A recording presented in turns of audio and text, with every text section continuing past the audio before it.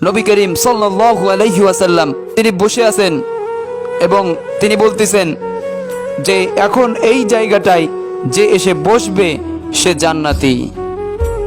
সব সাহাবায়ে কেরাম, সব সাহাবী তখন লক্ষ্য করতে লাগলো যে এই জায়গাটায় কে বসে। নবী স্বয়ং নবী করিম সাল্লাল্লাহু আলাইহি ওয়াসাল্লাম যে তিনি ডাইরেক্ট বলতেছেন এই জায়গায় এখন যে এসে বসবে সে জান্নাতি, সে লোকটা কে আমরা সবাই দেখব।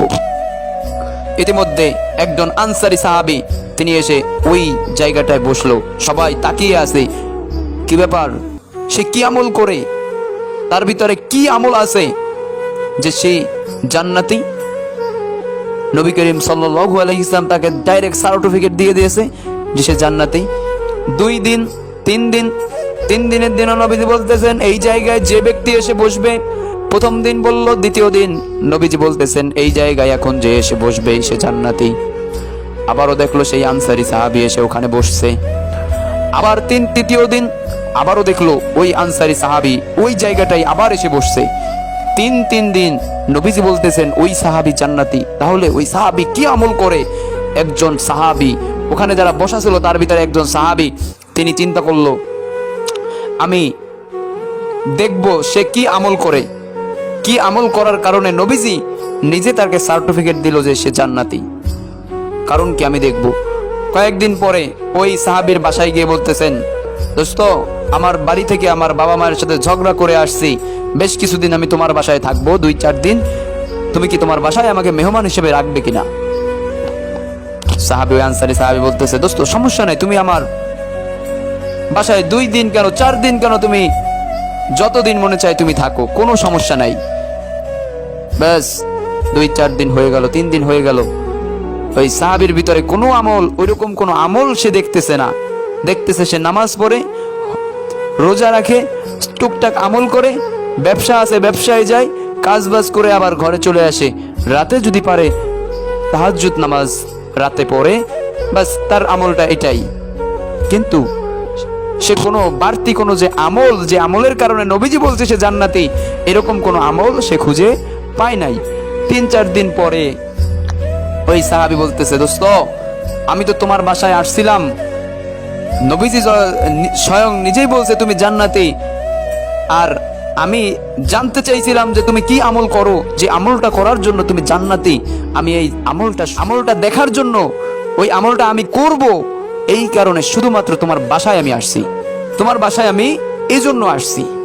তখন ওই সাহাবী বলতেছে, দোস্ত আমি তো ওইরকম কোনো আমল করি না, নামাজ পড়ি, তাহাজ্জুদের নামাজ পড়ি, 2-4 টাকা দান দক্ষিণা করি,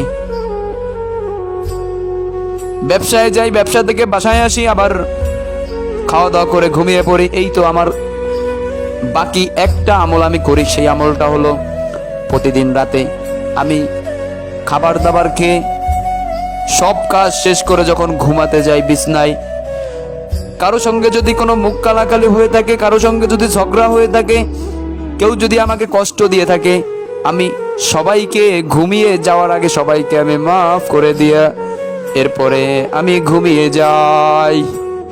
আমার ভিতরে শুধু এই একটি আমল, সেটা হলো আমি যখন ঘুমাতে যাই, আমার সাথে যারা অন্যায় করছে, আমার উপরে যারা জুলুম করছে, আমার মনে যারা কষ্ট দিয়েছে, আমি তাদেরকে এই ঘুমানোর আগে আমি তাদেরকে মাফ করে দিয়ে এরপরে আমি ঘুমিয়ে যাই। এই একটা আমল আমি বাড়তি করি, আর বাকি নামাজ পড়ি, তাহাজ্জুদ পড়ি, ইবাদত বন্দেগী করি, 2-4 টাকা দান করি, বাস আমার লাইফ এটাই। আর আমার ভিতরে আর কোনো আমল আমি বাড়তি, আর যে কোনো আমল এটা আমি করি না। আমি শুধুমাত্র রাতে ঘুমানোর আগে আমার সাথে যারা জুলুম করেছে তাদেরকে আমি মাফ করে দিয়ে ঘুমিয়ে যাই। এটা থেকে আমাদের শিক্ষণীয় বিষয় আলোচনার যে টপিক সেটি হলো, আমরা একজন ভাই আর একজন ভাইকে যদি আমরা ক্ষমা করে দিতে পারি, স্বয়ং নবী করিম সাল্লাল্লাহু আলাইহি ওয়াসাল্লাম তিনি বলছেন ওই সাহাবী জান্নাতি, ওনার ভিতরে গুণ ছিল সে মানুষকে ক্ষমা করে দিত। মানুষকে কি করত? ক্ষমা করে দিত। এজন্য আমাদেরও করণীয়, আমাদের উপরে যারা জুলুম করবে, আমাদেরকে অত্যাচার করবে, আমরা তাদেরকে মাফ করে দিব।